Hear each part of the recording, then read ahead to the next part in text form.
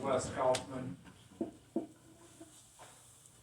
And I was doing pretty good when Eddie was telling those funny stories, but he sort of got me there towards the end.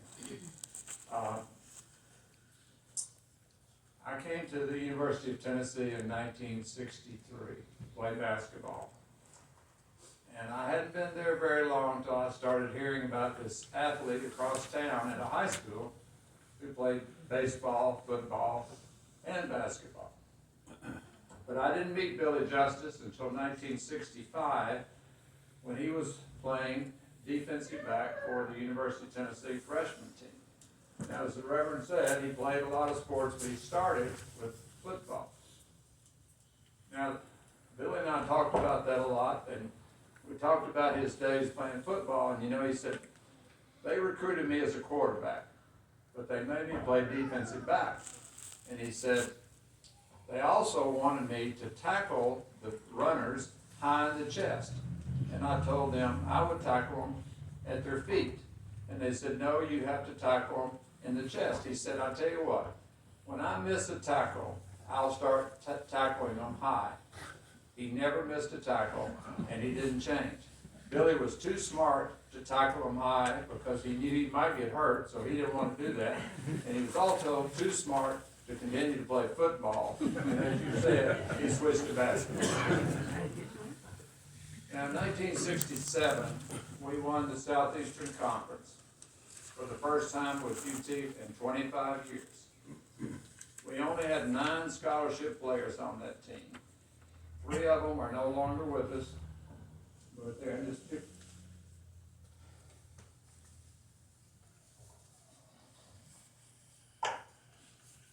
Right over here. The picture right over here. We also have one of the spouses here, Linda Borwinkle. And of those 6 remaining players, 3 of us are here today. Myself, Mac Petty back here, and Billy Hahn. I don't see Billy. Billy's right back here. We also have Steve Hirshhorn, who played with Billy, and Donnie Campbell, who played with Billy. So you can see that we had quite a group of players who thought a lot about each other.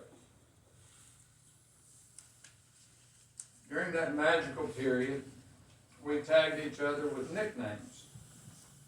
We didn't have enough to do playing ball and going to school, so we had to come up with something stupid, so we came up with some names. Hahn became Hondo, Whitby became Wid, Mac Petty became Blue Moon. There's a story behind that, I'll talk to you later if you want to know. Fred for Thomas Frederick Borwinkle, Bernie for Wesley Bernard Kaufman, and Horace or Horsefly for William Horace Justus. Horsefly, Fred and I rarely called each other any of our actual names after that. We were Horsefly, Fred, and Bernie. We remained extremely close over the years, and not wanting to lose that nickname, I asked my grandkids to call me Bernie. And for Elijah, that's how you end up calling me Elijah. And for Knox, okay. And I have both of my kids here today, and 3 of my grandkids. One was a little bit. He wasn't having too much fun, so he left a little early. So I want to talk about Horsefly was my friend, my teammate, and my brother. Horsefly, my friend, was part of a group that met for a week at Virginia Beach after our college days.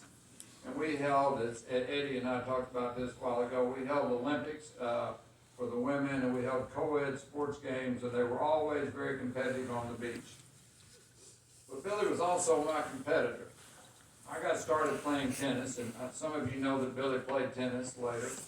I got started playing tennis in college, and I actually got Billy interested in tennis.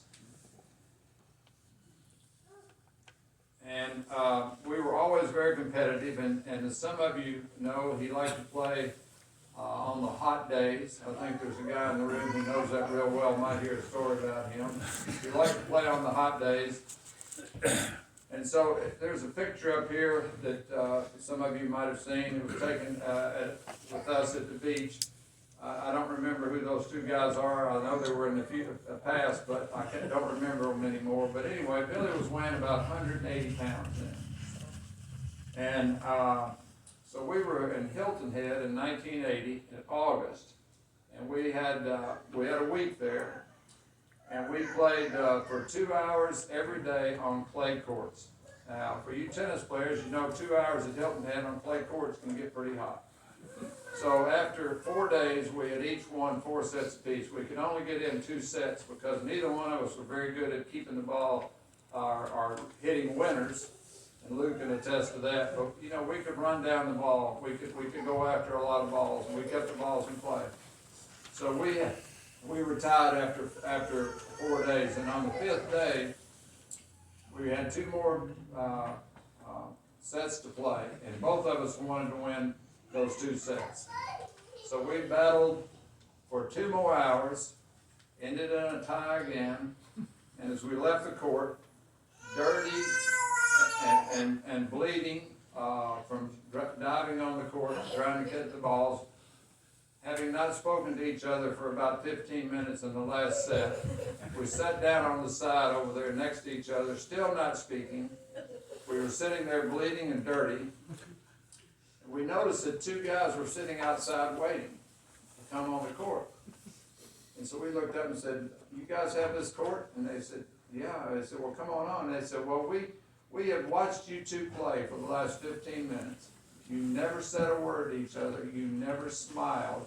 And now you're sitting over here and you still hadn't said a word to each other. We weren't sure if there was going to be a fight on the but we didn't fight. We just didn't want to lose." Billy was my teammate.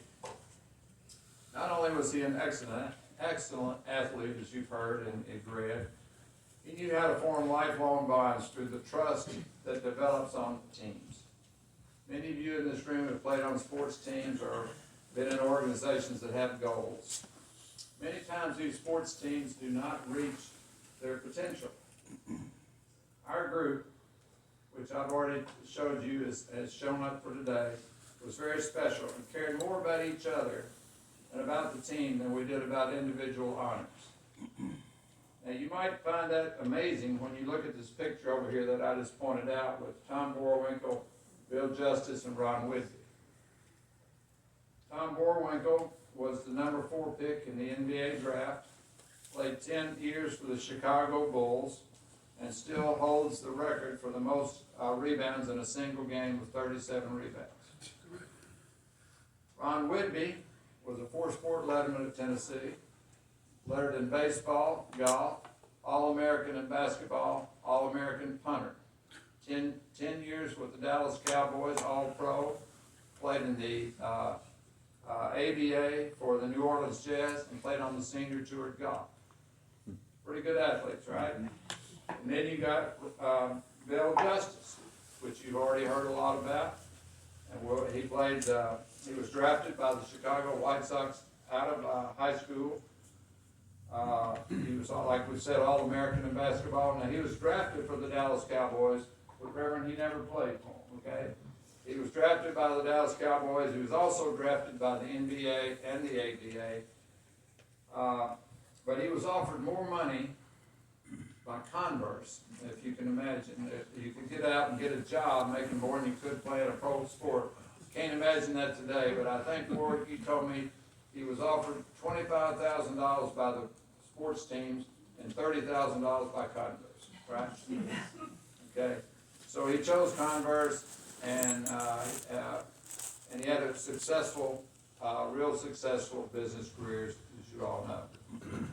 Billy's dedication to the team and to his friends never changed. He has always been there with his support. But Billy was not just my friend and my teammate. Horsefly was more like a brother to me.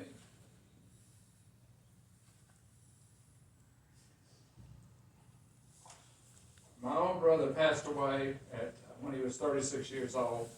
And my brother was part of the team too. He was the manager on the basketball team when we had 9 players. And he practiced a lot with us during those times. So Billy was there at the funeral home, and Billy, when my brother passed away, and Billy has been at every important event in our family, in our family for the last 50-something years that we've been friends. We have supported each other through the good and the bad times, and no one lives as long as we have without having hard times, and the support of others is what gets us through. And I'm blessed to have a friend like Billy.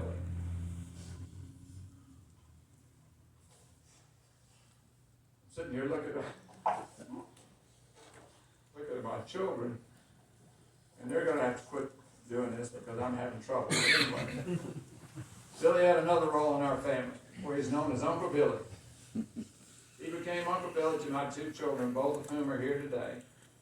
Billy stayed at our house many times when visiting Lexington. He had endless supply of Converse shoes. And the first pair he brought to us were these. Oh. About 7 or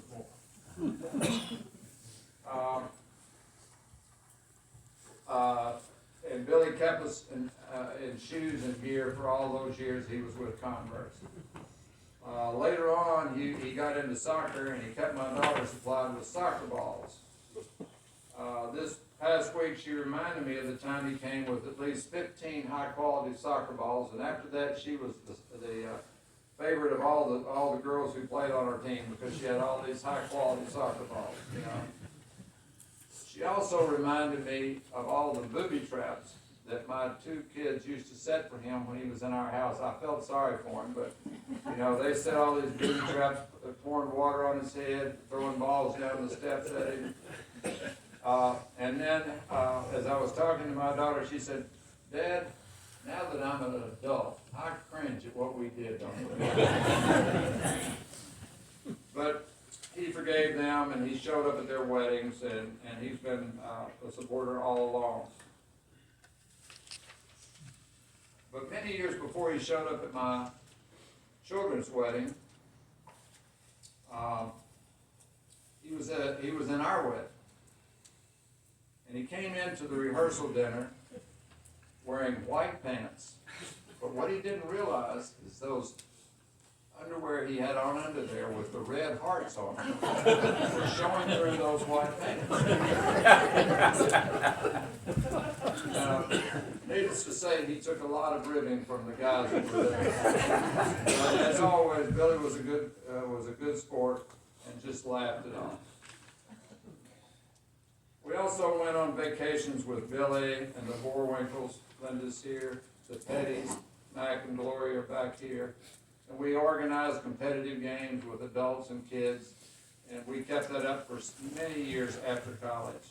And some of those stories that we told then, and that we tell every time we get together, as you all know, the stories get better as we get older. We get to be faster and smarter and better players. But anyway, those have remained favorites for all these years.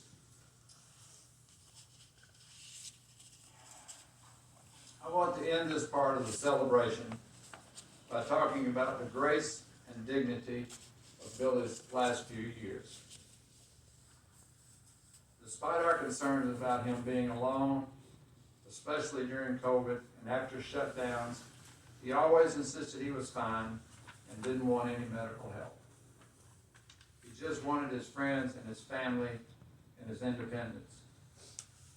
There are so many people here today who have helped him to achieve those goals, and you are the heroes for doing that. He continued to live his life with such grace and dignity. And that is how we should all remember and celebrate the great life of William Forrest Justus, our friend, teammate, brother, and beloved surrogate uncle in our family. We will never forget you.